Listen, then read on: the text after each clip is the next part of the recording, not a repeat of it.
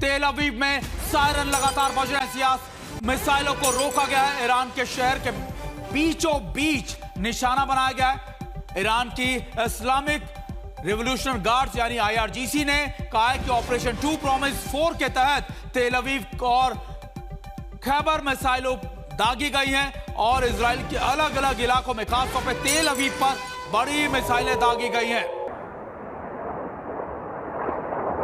ये तस्वीरें आप देख सकते हैं कि कैसे, हालांकि एयर डिफेंस सिस्टम वहां पर इजराइल का बहुत सक्रिय है, लेकिन फिर भी ये तस्वीरें वहां पर लोगों ने रिकॉर्ड की और दिखाया कि कैसे ईरान की तरफ से अब भी बड़ी मिसाइलें दागी जा रही हैं।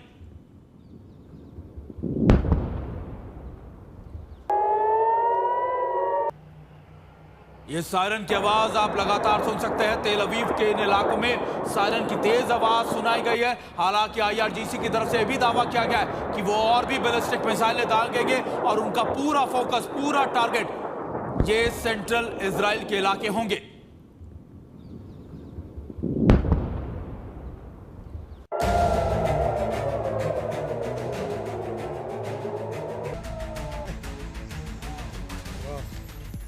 और इजराइल हमलों के बाद बेरूट में भी धुआं धुआं हो रहा है। दरअसल लेबनान पर भी इजराइल ने बड़े अटैक करने शुरू कर दिए। आज बेरूट के दक्षिणी इलाकों में एक धमाके सुनाई दिए।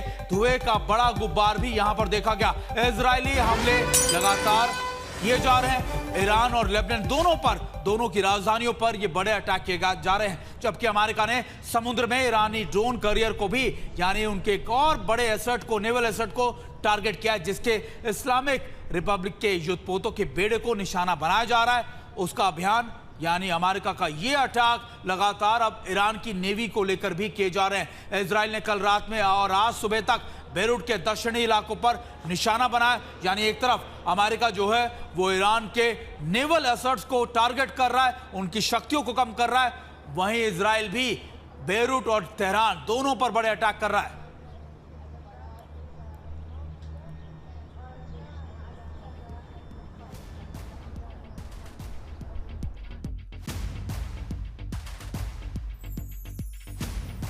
आप देखिए, हम आपको बड़ी वॉल पर लिए आए हैं और हम आपको बताने की कोशिश कर रहे हैं कि आखिरकार कैसे लगातार ये आग रुक नहीं रही, कैसे बड़े बड़े महायुद्ध में कितनी आग बची है, किसको कितना नुकसान हुआ है। देखिए 1400 मिसाइलें और ड्रोन दागे गए हैं लगातार और ये कहा जा रहा है। इसके अलावा अमेरिका की बात करें, 4000 से ज्यादा एयर स्ट्राइक्स की जा रही है अमेरिका के द्वारा। पहले दिन की तुलना 86% कम हुए हमले, लेकिन फिर भी आपको बता दें कि स्थित और लगातार 110 वेब स्ट्राइक्स की गई हैं, लगातार बड़ी स्ट्राइक्स की जा रही है। हम आपको बड़ा ब्यौरा दे रहे हैं कि कैसे लगातार दोनों देशों के बीच अब भी आग लगातार सुलग रही है, अब भी एक दूसरे पर अटैक किया जा रहा है। 300 मिसाइलें लॉन्चर नष्ट कर दिए गए हैं। ये ईरान के लॉन्चर्स को नष्ट करने की बात की जा रही है। इंटरसेप्ट स्टॉक यानी थर्ड और की जो कैपेसिटी है 30% तक कम हो गई, यानी ये अब 30% तक अमेरिका के पास नहीं है। ये नुकसान लगातार एक कमी अमेरिका झेला। इसके अलावा 1000 से 1200 मिसाइलें बची हैं, यानी ये जखीरा है जो ईरान का, लेकिन ईरान का ऐसा भी जखीरा है जो साइलोज में कभी किसी ने नहीं देखा, किसी को नहीं पता। इसके अलावा ईरान ने 100 से ज्यादा मिसाइलें दागी जो स्टॉक और कम कर देता है। यानी अभी दोनों तरफ से अगर आप देखें, ये दोनों की आप चीजें मैं आपको बताने की कोशिश कर रहा हूं कि आखिरकार कैसे लगातार दोनों तरफ से एक दूसरे पर अटैक किया जा रहा है। हाइपरसोनिक फतेह रिजर्व में है, लेकिन बाकी मिसाइलों का स्टॉक कम हो रहा है। ये अमेरिका की तरफ से दावे किए जा रहे हैं। हजारों टॉमहॉक और बंकर बस्टर बम अभी भी बचे हैं, यानी ये अभी काबिलियत बची है ईरान के पास और ये काबिलियत बची है खासतौर पे अमेरिका के पास। लेकिन सबसे खास बात ये, ईरान के कई ऐसे स्टॉक्स भी हैं जिनके बारे में जानकारी किसी को नहीं है। इसके अलावा हजारों ड्रोन बचे हैं, कहीं से भी ये फायर किए जा सकते हैं, लॉन्च किए जा सकते हैं। इजराइल मध्य पूर्व की रक्षा बड़ी चुनौती अमेरिका के सामने है, क्योंकि देखिए हालांकि अमेरिका ने भी अपने एयरक्राफ्ट कैरियर को वहां पर तैनात किया हुआ, लेकिन अमेरिका के साथ साथ अपने बेसिस के साथ साथ इजराइल की सुरक्षा भी एक मेजर कंसर्न है। फिर एयर डिफेंस नष्ट खुले में मिसाइलें लाने से डर रहा है ईरान, क्योंकि उसको डर है जिस तरीके से उसके बैलिस्टिक मिसाइलों के लॉन्चर्स को टारगेट किया जा रहा है और मिसाइलें लाया तो कहीं और टारगेट आक्रामक बहुत आगे बढ़ चुका है। हालांकि डिफेंस में पर दबाव है, यानी ऑफेंसिव ऑपरेशन तो अमेरिका चला रहा है, लेकिन अपने डिफेंसेस के ऊपर भी उसके बोझ बढ़ता जा रहा है, क्योंकि ईरान की तरफ से भी बड़े स्ट्राइक्स की जा रहे हैं। और ये हम आपको इसलिए बता रहे हैं, आप समझिए कि अभी के यहां के ताजा हालात कैसे बने हुए। हमारे साथ मेस्टन सर भी जुड़े हुए हैं, अगर मेस्टन सर का रुख कर सके। मेस्टन सर, अभी जो देखा जा रहा है, भले ही अमेरिका कह रहा हो कि उसके ऑफेंसिव ऑपरेशन बहुत तेज है, वो बड़े अटैक कर रहा है, इजराइल भी बड़े अटैक कर रहा है, लेकिन कमी तो अमेरिका के जखीरे में हथियारों की भी आएगी, डिफेंस सिस्टम्स की भी आएगी, क्योंकि इसमें से कई चीजें जो हैं उसने यूक्रेन को पहले ही दी हुई हैं।